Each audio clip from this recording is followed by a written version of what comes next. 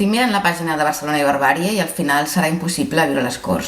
I això que hi ha districtes amb una situació molt més complexa com Sant Martí, Ciutat Vella i sobretot l'Eixample.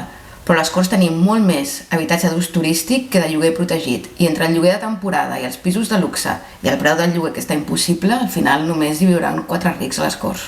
Ei, esteu al cas de l'última de la CUP Barcelona? Mireu quina eina més interessant. Es tracta d'una eina que ens permet observar, a partir de dades reals, les llicències turístiques a Barcelona, cosa que vincula directament les polítiques de l'Ajuntament en favor d'un model turístic de masses i en detriment de les urgències a què no dona resposta, la crisi d'habitatge i dels desnonaments, dels contaminants i residus associats al turisme, de la substitució de la classe treballadora, en definitiva, un model de ciutat que ens expulsa.